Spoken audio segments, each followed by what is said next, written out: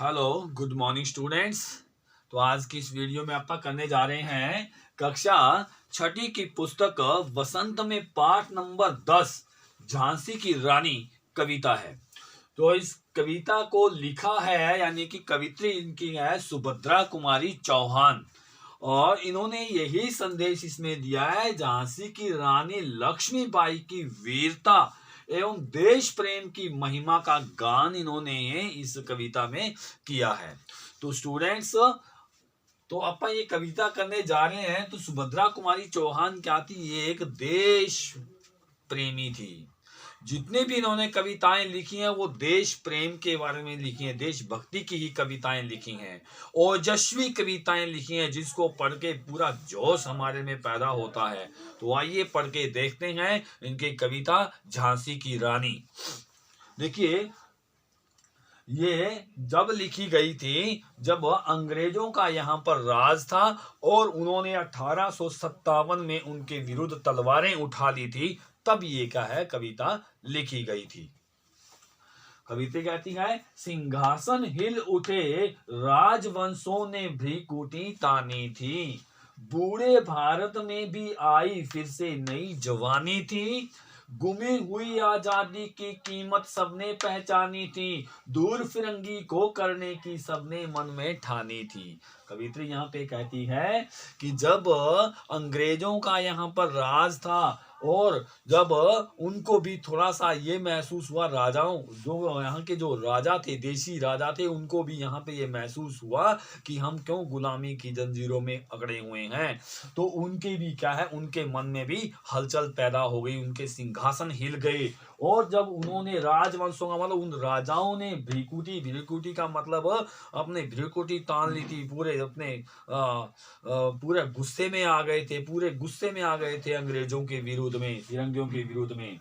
बूढ़े भारत में भी आई फिर से नई जवानी थी। जब राजा खड़े हो गए उनके विरुद्ध तो ऐसा लग रहा था कि गुलामी के कारण जो बूढ़ा भारत हो गया था उसके अंदर भी क्या है, नई जवानी आ गई थी।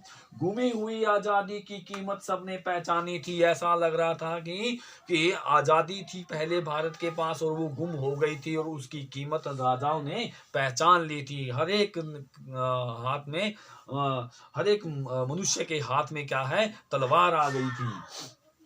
दूर फिरंगी को करने की सबने मन में ठानी थी। अगर हर एक किसी के मन में ये आ गया था कि जो फिरंगी है, फिरंगी मतलब जो विदेशी आक्रमणकारी है, जो अंग्रेज यहाँ पर हैं, हमारे यहाँ पर हैं, इन सब को दूर करने की सबने मन में ठान ली थी, निश्चय कर लिया था कि इन सबको यहाँ से भगाना है।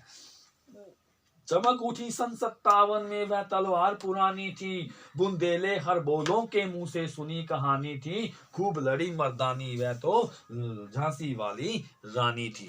और यहाँ पे क्या कहता है कि वह तलवार चमक उठी सन 57 में, पता है जो तलवारें उन्होंने संभाल के रख दी थी राजाओं ने, भी हम लड़ाई नहीं लड़ेंगे, तो उन्होंने भी 1957 में क्या है, वो भी 1857 में क्या है कि वो तलवारें भी उठा ली थी जिनको जंग लग गया था, लेकिन वो पुरानी तलवारें भी उन्होंने उठा ली थी। और बुंदेले हरबोलों के मुंह से, अब कवित्री कहती है कि मैंने तो उन हरबोलों के यानी कि बुंदेलखंड के रहने वाले हरबोले, ये हरबोले क्या होते हैं, ये हरबोले वो होते हैं जो राजाओं के गुणगान किया करते हैं, राजाओं के बारे में बढ़ चढ़ के प्रशंसा किया करते हैं, ऐसी एक कोई जाति होती है ये हरबोले। तो उनके मुंह से कवित्री कहती है कि मैंने तो ये कहानी सुनी थी कि वहां की जो झांसी वाली रानी जो लक्ष्मीबाई थी वो एक मर्दों की तरह यहाँ पर खूब लड़ी थी। तो आगे देखिए, दूसरा पहरा देखिए स्टूडेंट्स। कानपुर के नाना की मुंह बोली बहन छबीली थी, लक्ष्मीबाई नाम पिता की वह संतान अकेली थी, नाना के संग पढ़ती थी वह नाना के संग खेली थी, बच्ची ढाल कृपान कटारी उसकी यही सहेली थी।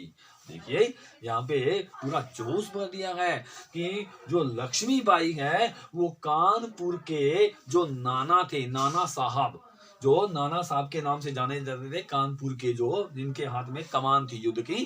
तो जो कानपुर के नाना थे, वो जो उनकी जो मुंह बोली बहन थी ये लक्ष्मीबाई, तो ये बहुत ही सुंदर थी, इसलिए बचपन में उनका नाम क्या है, छबीली रख दिया था। बचपन का नाम छबीली था। लक्ष्मीबाई उनका नाम था। पिता की वह संतान अकेली थी और लक्ष्मीबाई अपने पिता के एक ही संतान थी। नाना के संग पढ़ती थी वह, नाना के संग खेली थी। नाना के संग यानी कि नाना साहब के साथ ही वह क्या है, पढ़ती थी, उनके साथ ही वह बचपन में खेला करती थी। और जितने भी बर्छी थे, ढाल थे, कृपाण थे, कटारी थी, ये सब उनके साथ ही वो खेला करती थी। ऐसा लगता है कि ये सब उसके साथ उसकी सहेलियां थी। वीर शिवाजी की गाथाएं उसको याद जवानी थी, बुंदेले हर बोलों के मुंह हमने सुनी कहानी थी, खूब लड़ी मर्दानी वह तो झांसी वाली रानी थी। कहता है, कवित्री कहती है कि वीर शिवाजी जैसे मतलब वीर पुरुष जो थे, उनकी वीर गाथाएं लक्ष्मीबाई को जवानी याद थी।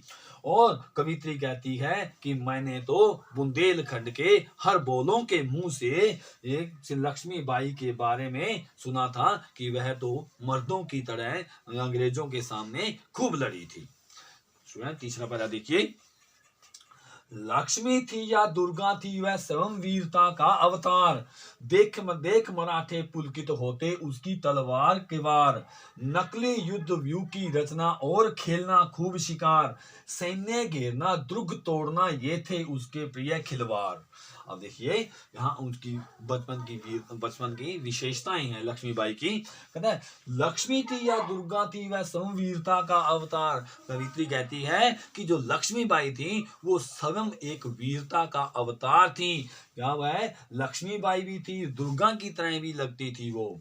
और देख मराठे पुलकित होते उसकी तलवारों के वार, जब वह लड़ती थी उनको वो तलवारों से वार करती थी तो उनके जो मराठे थे जो मराठों में ही क्या है पैदा हुई थी लक्ष्मीबाई, क्या थी, खुद भी मराठा थी। तो सारे के सारे मराठे होते थे, जितने मराठे लोग होते थे वो सारे उसके वार को देख करके पुलकित होते थे, खुश हो जाते थे, आनंदित हो जाते थे।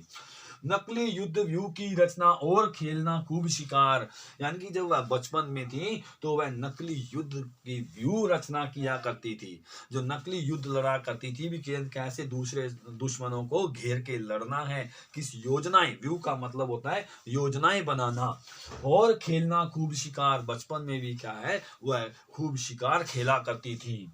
सैन्य घेरना दुर्ग तोड़ना ये थे उसके प्रिय खिलवाड़, यानी कि खेल कौन कौन से थे उसके, कि एक तो सैनिकों को घेरना, सैन्य घेरना मतलब सेना को घेर लेना कैसे, दुर्ग तोड़ना, बड़े बड़े जो किले हैं, बड़े बड़े जो गढ़ होते हैं उनको तोड़ना, ये सारे उसके प्रिय खिलवाड़ थे, खेल थे उसके।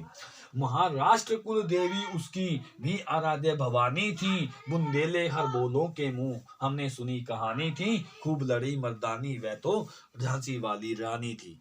अब देखिए यहाँ पे महाराष्ट्र में एक ही माता को माना जाता है जिसकी पूजा लोग करते हैं, उस माता का नाम है भवानी। तो जो लक्ष्मीबाई है उनकी भी क्या है पूज्य आराध्य है, यानी कि पूजा करती थी, आराधना करती थी, वो महाराष्ट्र की कुल देवी भवानी उसकी पूज्य आराधना थी। बुंदेले हर बोलों के मुंह से, अब कवित्री कहती है कि मैंने तो बुंदेलखंड के रहने वाले जो हर बोले हैं उनके मुंह से मैंने क्या है लक्ष्मीबाई के बारे में ये सुना था कि वह अंग्रेजों के विरुद्ध मर्दों की तरह खूब लड़ी थी। तो स्टूडेंट्स ये हमारे 3 पैरे हुए हैं। ये कविता बहुत लंबी है, इसमें 18 पैरे हैं और इसको 6 वीडियो में डिवाइड करूंगा मैं, इसके आगे और भी मैं पैरे करवाऊंगा। धन्यवाद।